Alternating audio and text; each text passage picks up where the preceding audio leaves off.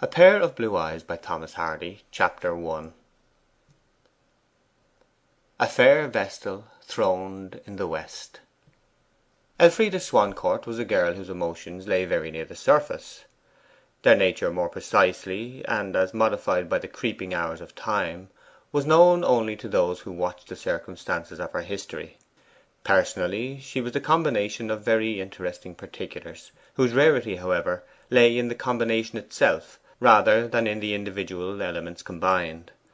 As a matter of fact, you did not see the form and substance of her features when conversing with her, and this charming power of preventing a material study of her lineaments by an interlocutor originated not in the cloaking effect of a well formed manner, for her manner was childish and scarcely formed, but in the attractive crudeness of the remarks themselves.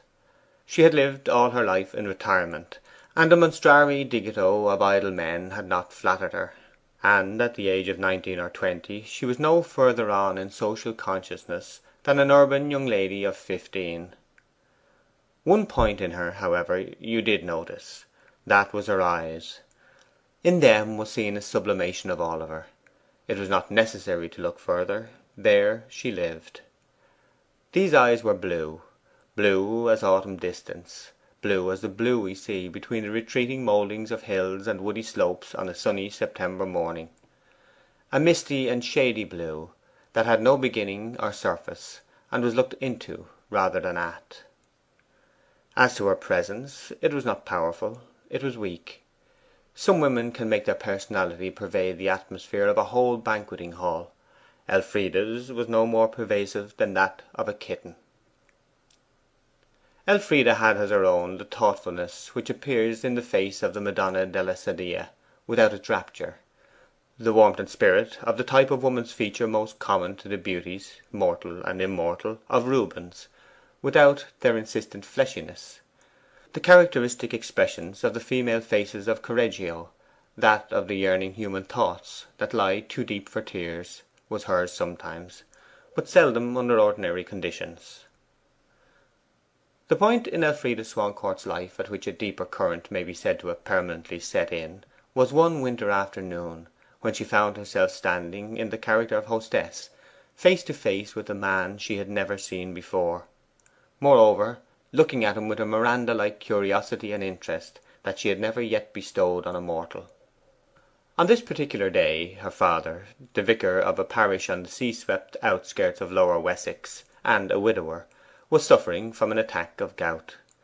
After finishing her household supervisions, Elfride became restless, and several times left the room, ascended the staircase, and knocked at her father's chamber door. 'Come in,' was always answered in a hearty out of door voice from the inside.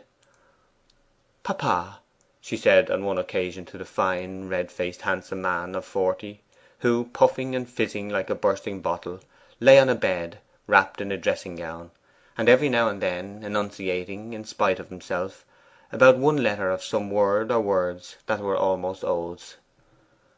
'Papa, will you not come downstairs this evening?' She spoke distinctly. He was rather deaf. 'Afraid not. Very much afraid I shall not, Elfride. I can't bear even a handkerchief upon this juiced toe of mine, much less a stocking or slipper. There it is again.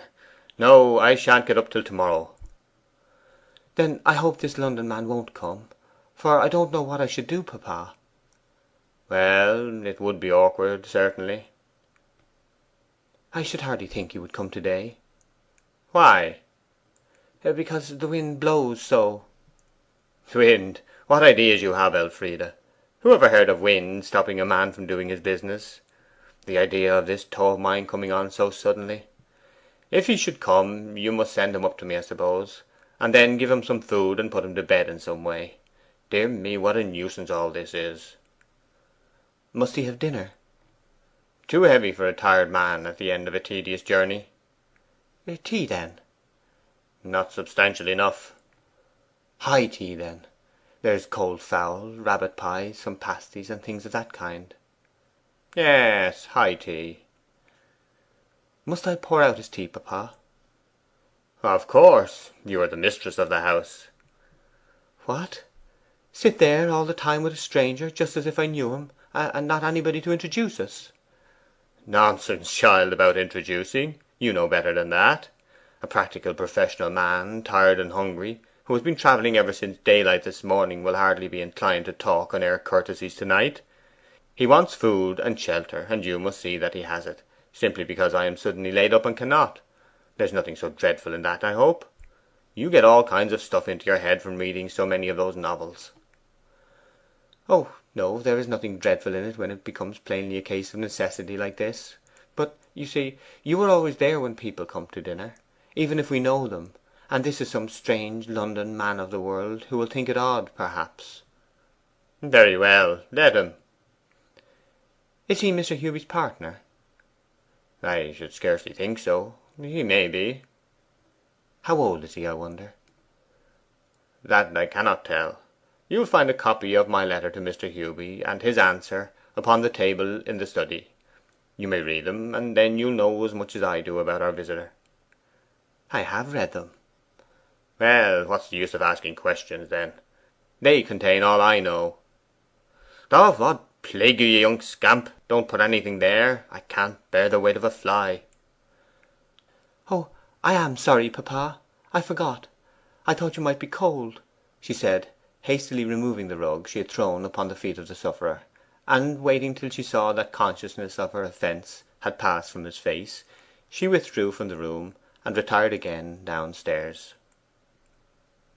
Chapter 2.